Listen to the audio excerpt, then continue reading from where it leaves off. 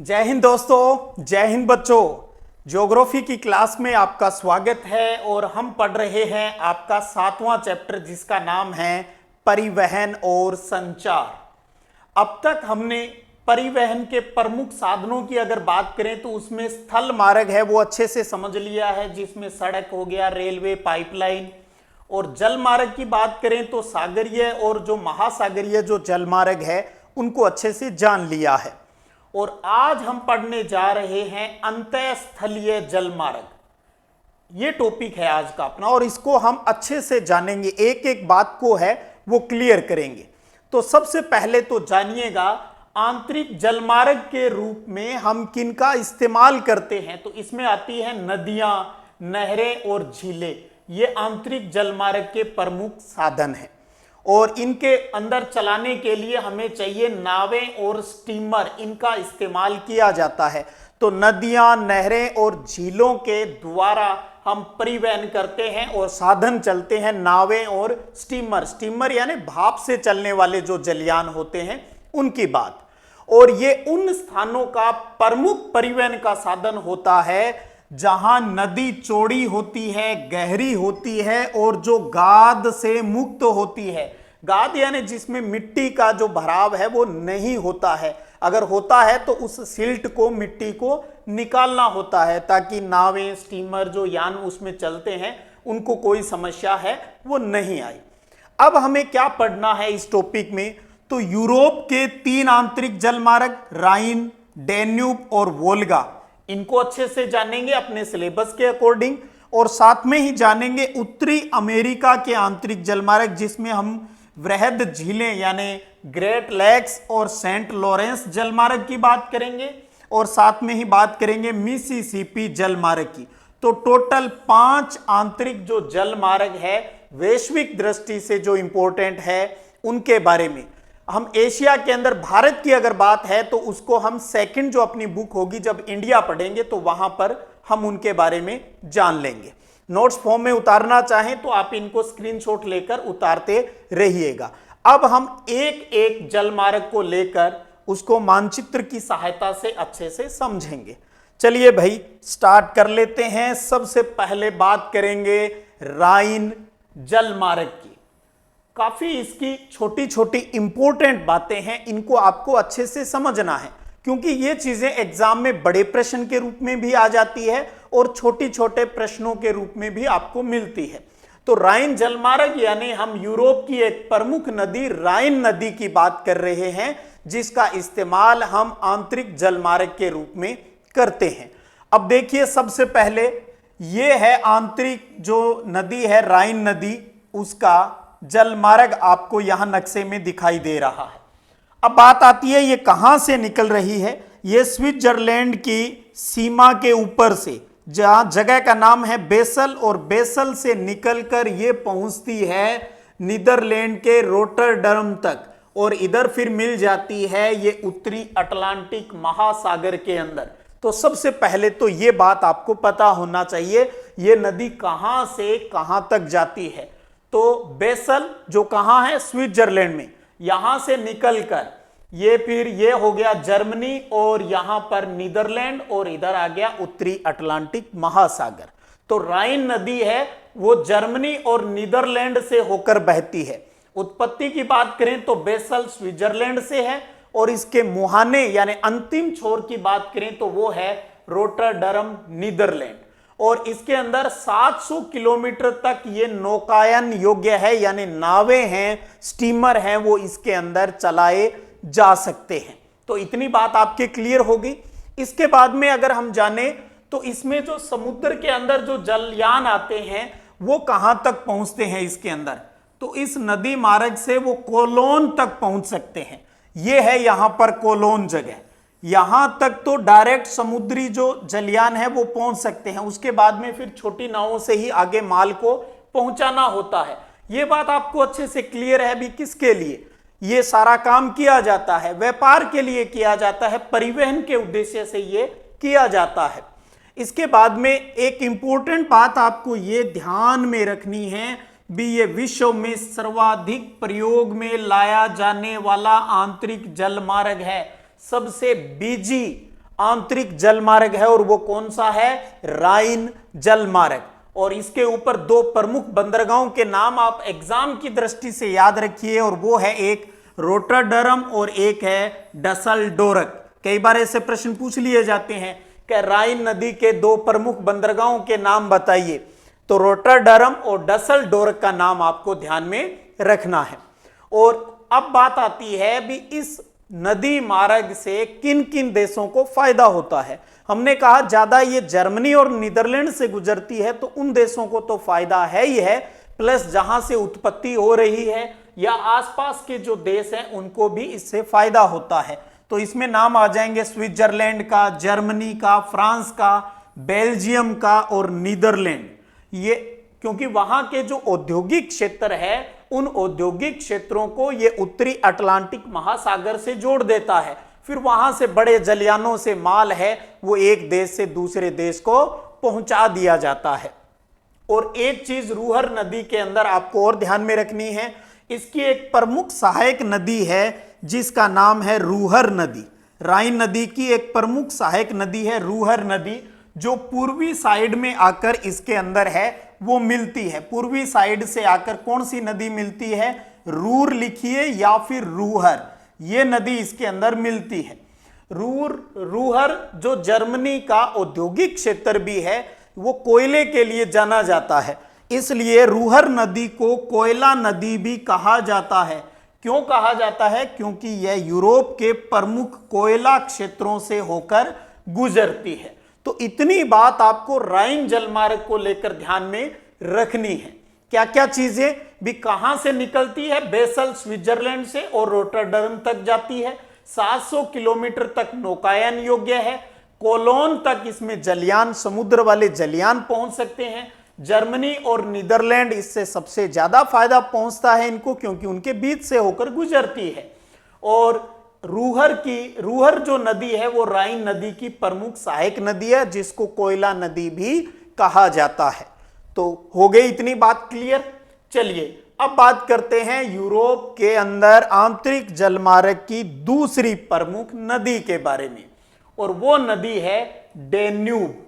तो इसलिए हमने कह दिया डेन्यूब जलमार्ग की बात करेंगे। एक प्यारा सा प्रश्न बनता है यहां पर कि पूर्वी यूरोप को आंतरिक जलमार्ग प्रदान कौन सा मार्ग करता है? तो वो डेन्यूब जलमार्ग है, डेन्यूब जलमार्ग। और अब ये जो डेन्यूब की बात करें, ये जो नदी है ये जर्मनी के ब्लैक फॉरेस्ट से निकलती है और यहां से पूर्वी यूरोप के विभिन्न देशों से गुजरते हुए ये लास्ट में किसके अंदर मिल जाती है? काला सागर के अंदर मिल जाती है। भी जर्मनी के ब्लैक फॉरेस्ट से निकलकर ये नदी काला सागर में ब्लैक सी के अंदर जाकर मिल जाती है, और इसके अंदर टारना सेविरिन तक ये नौकायन योग्य है। इसके अंदर टारना सेविरिन तक, तो ध्यान रखिएगा डेन्यूब जो नदी है वो कहां तक नौकायन तक योग्य है? वो जगह है टारना सेविरिन तक। और इस जल मार्ग से गेहूं, मक्का, इमारती लकड़ी और मशीनरी जो होती है उनका निर्यात किया जाता है, व्यापार है वो किया जाता है। तो इतनी बात आपको डेन्यूब जलमार्ग के अंदर ध्यान रखनी है, जो कि पूर्वी यूरोप को सबसे ज्यादा फायदा है वो पहुंचाती है। चलिए अब बात कर लेते हैं तीसरे प्रमुख जलमार्ग की, जो कि यूरोप का ही है, और वो है वोल्गा जलमार्ग। और वोल्गा जो नदी है ये, जो कि सबसे बड़ी नदी है, और सबसे प्यारा प्रश्न यही आ जाता है वोल्गा जलमार्ग का संबंध किस देश से है? तो वो है रूस से। रूस का वो इलाका मोस्टली जो कि यूरोपीय महाद्वीप के अंदर है, वो इससे सबसे ज्यादा फायदा पहुंचाता है, क्योंकि वहीं पर ये बहती है। और इसके अंदर लंबाई की बात करें तो 11,200 किलोमीटर ये आंतरिक जलमार्ग प्रदान करती है, और ये किस में जाकर लास्ट में मिलती है? कैस्पियन सागर के अंदर मिलती है। देखिएगा यहां से ये देखिए वोल्गा नदी निकलती है, और इस प्रकार से यूरोप के इस रूस के अंदर बहते हुए लास्ट में ये किस में मिल जाती है? कैस्पियन सागर के अंदर ये जाकर मिल जाती है। इसके अलावा दो चीजें आपको और ध्यान रखनी है। दो नहरों के बारे में आपको समझना है। एक है वोल्गा मास्को नहर, जो कि इसको मास्को प्रदेश से, इसकी राजधानी मास्को से जोड़ती है, और दूसरी जो नहर है वोल्गा डोन नहर है, जो इसे काला सागर से जोड़ती है। ये डोन नहर है जो कि इसे किससे जोड़ती है? काला सागर से जोड़ती है। तो छोटे छोटे ये प्रश्न भी आपसे पूछे जा सकते हैं और कई बार बोर्ड परीक्षा में आए हैं भी। वोल्गा जो नदी है उसका संबंध किस देश से है? रूस से है। लंबाई 11,200 किलोमीटर। ये किस में मिलती है? ये कैस्पियन सागर में मिलती है। वोल्गा डोन नहर है वो इसे किसके साथ जोड़ती है? वो इसे काला सागर से जोड़ती है। और जो मास्को नहर है वो इसको मास्को प्रदेश से जोड़ती है। वहां पानी पहुंचता है, वहां यान है जो पानी वाले उनको पहुंचाया जा सकता है। तो इतनी बात आपको वोल्गा जलमार्ग के लिए ध्यान में रखनी है भाई। चलिए अब रुक कर लेते हैं उत्तरी अमेरिका महाद्वीप की तरफ, और इसकी सबसे इंपॉर्टेंट जो क्वेश्चन के रूप में भी अगर बात करें तो वो आंतरिक जलमार्ग है वृहद झीलें, सेंट लॉरेंस जलमार्ग। इंग्लिश में वृहद झीलों के लिए शब्द यूज होता है ग्रेट लेक्स। इसके अंदर 5 प्रमुख मीठे पानी की झीलें हैं जिनका नाम है सुपीरियर, ह्यूरेन, ईरी, मिशिगन भी है एक, ओंटेरियो झीलें हैं। 4 यहां लिख दिया, 5वां है मिशिगन झीलें। आप देखिएगा उन 5 झीलों को आप ब्लैक कलर में यहां पर देख पा रहे हो। ये सुपीरियर झील है, ये मिशिगन झील है, ये ह्यूरेन झील है, ये ईरी है और ये ओंटेरियो झील है। इन 5 झीलों को ही कहा जाता है ग्रेट लेक्स। और ये 5 झीलें कनाडा और संयुक्त राज्य अमेरिका, यूनाइटेड स्टेट्स की बाउंड्री भी बनाती है। आप सब भूगोल के बच्चों को इस बात की जानकारी है। इधर अगर हम इनकी बाउंड्री करें इन दोनों देशों की तो 49 डिग्री जो अक्षांश है वो डिसाइड कर देती है। उसके बाद में ये जो नदियां, ये जो झीलें हैं, इन झीलों के बीचों बीच से इसको डिवाइड माना गया है। और आगे चलकर यहां पर फिर एक नदी आती है और उस नदी का नाम है सेंट लॉरेंस नदी। तो सेंट लॉरेंस नदी और फिर आगे जाकर ये किस में मिल जाती है? ये मिलती है उत्तरी अटलांटिक महासागर के अंदर। तो ये एक तरीके से आप देखें, ये जो ग्रेट लेक्स है ये कनाडा और संयुक्त राज्य अमेरिका की बॉर्डर भी बनाती है और इसके साथ बॉर्डर बनाती है सेंट लॉरेंस नदी। तो ये जो बाउंड्री है इन झीलों के बीचों बीच से गुजरती है, इसलिए इनके पानी का इस्तेमाल दोनों ही देश करते हैं। एक चीज और आप खासियत देख पा रहे हो, आपके नॉलेज के लिए बता रहा हूं, यहां +2 में तो उसकी जरूरत नहीं है।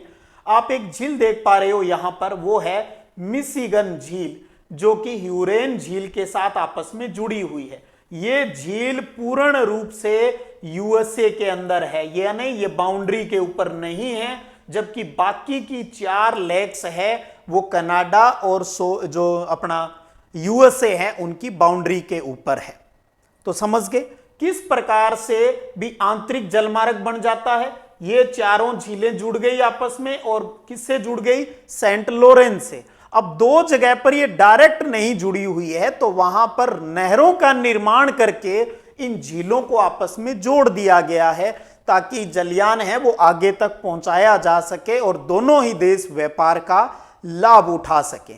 और फिर हम एक कोड से भी इनको याद रखने की कोशिश करेंगे, समझेंगे। तो ग्रेट लेक्स की बात आ गई, तो ये ग्रेट लेक्स के नाम पता होना चाहिए आपको। सुपीरियर, ह्यूरेन, ईरी, ओंटेरियो और मिशिगन का नाम यहां इसलिए नहीं है क्योंकि ये नीचे की साइड में है, इसलिए।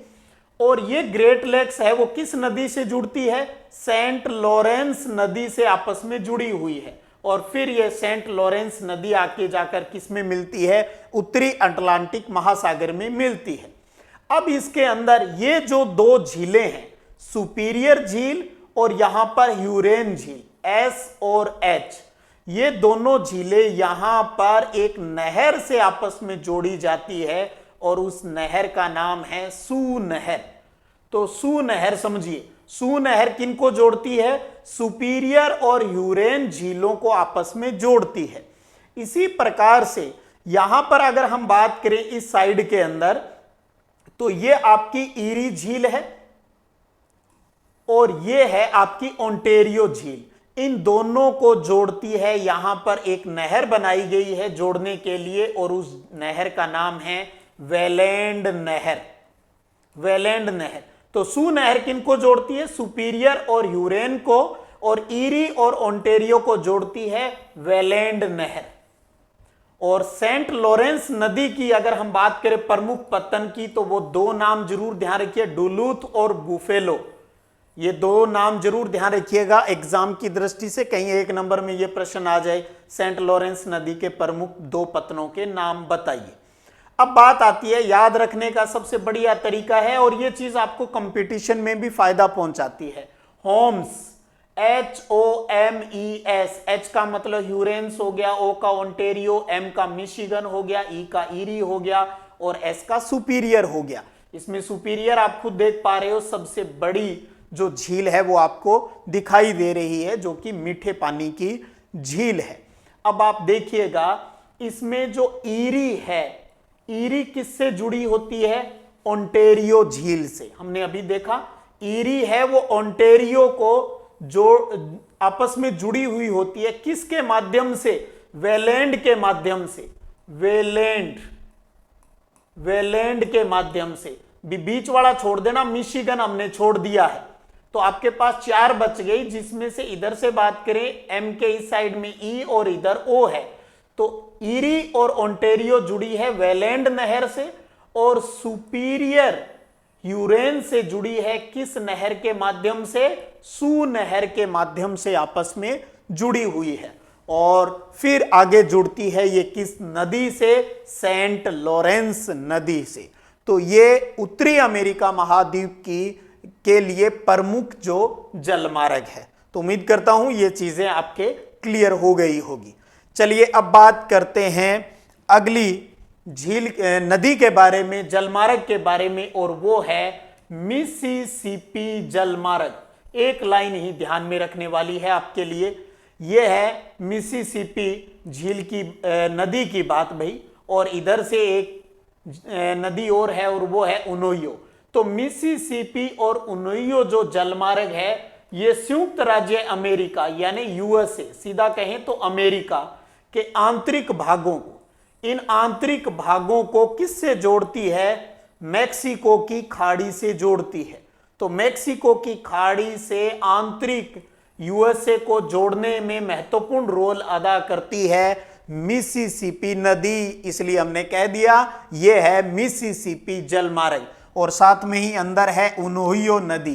तो मिसिसिपी और उनोहियो जलमार्ग है वो यूएसए के आंतरिक भागों को किससे जोड़ती है भाई? मैक्सिको की खाड़ी से जोड़ती है। तो ये 3 अपनों ने आज यूरोप महाद्वीप के अंदर जो प्रमुख आंतरिक जलमार्ग है उनको जान लिया, और 2 हमने कौन से जान लिए? उत्तरी अमेरिका महाद्वीप के, उनको अच्छे से हमने समझ लिया। चलिए अब कुछ छोटे छोटे और क्वेश्चनों के ऊपर भी बात कर ले जिनका संबंध आंतरिक जलमार्ग से है। कुछ बातें हमने स्टार्टिंग में कर ली। देखिए ये जलयान चल रहा है, तो पहला प्रश्न बनता है यहां पर कि आंतरिक जलमार्ग के विकास की निर्भरता, यानी आंतरिक जलमार्ग किसके ऊपर डिपेंड करता है, निर्भर करता है?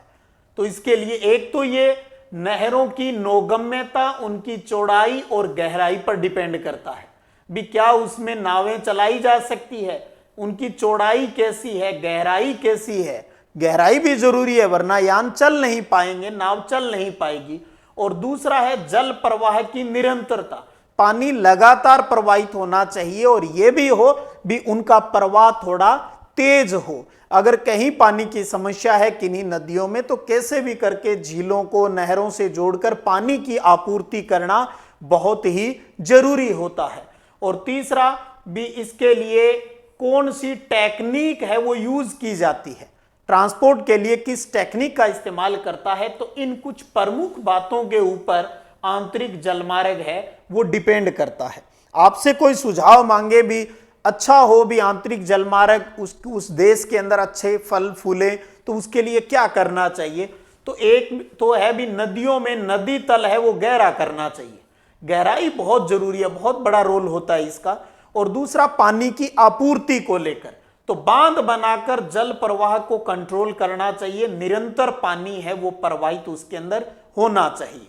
अब है भी वर्तमान परिप्रेक्ष्य के अंदर हम बात करें तो आंतरिक जलमार्ग को बहुत सी कठिनाइयों का सामना करना पड़ रहा है और इसकी जो इंपॉर्टेंस, जो महत्व है उसके अंदर कमी होती जा रही है। अगर इससे संदर्भ में आपसे कोई कारण पूछ ले एग्जाम के अंदर तो आप बता सकते हो। एक तो यह है भी आंतरिक जलमार्ग को रेल मार्गों के साथ प्रतिद्वंदिता यानी कंपटीशन है। कोई सोचता है यार इस जलमार्ग से भेजने से अच्छा है भी रेल मार्गों से ही भेजते हैं, आजकल ये भी इसके बराबर ही खर्चा पड़ता है। दूसरा है आंतरिक जलमार्गों की रखरखाव की जो व्यवस्था है वो भी खराब है। और तीसरा आता है क्योंकि जो नदियों और नहरें, जो झीलें हैं, उनका पानी ज्यादातर हम सिंचाई में इस्तेमाल कर लेते हैं, एग्रीकल्चर में इस्तेमाल कर लेते हैं, जिससे उन नदियों के अंदर जल की कमी है वो आ जाती है, जिससे उनकी के अंदर नावें चलाना है वो मुश्किल हो जाता है। तो इस प्रकार की कठिनाइयां हैं वो देखने को मिलती है, जिससे इनका इंपॉर्टेंस, आंतरिक जलमार्ग का इंपॉर्टेंस है वो धीरे धीरे कम होता जा रहा है।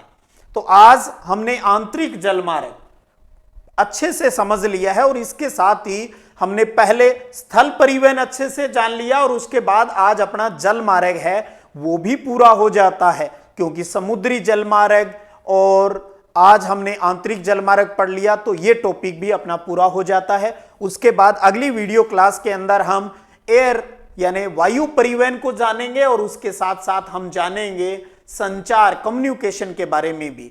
तो चलते चलते भाई आज आपका प्रश्न क्या है वो भी देख लेते हैं। और ये रहा अब आपकी स्क्रीन के ऊपर आज का प्रश्न। आप इस प्रश्न को अच्छे से समझकर नीचे कमेंट सेक्शन के अंदर इसका जवाब है वो जरूर दीजिएगा, आपके उत्तर का इंतजार रहेगा। तो इसी प्रकार प्रेम और स्नेह बनाए रखिएगा। फिर मिलते हैं अगले वीडियो क्लास में, तब तक जय हिंद, जय भारत।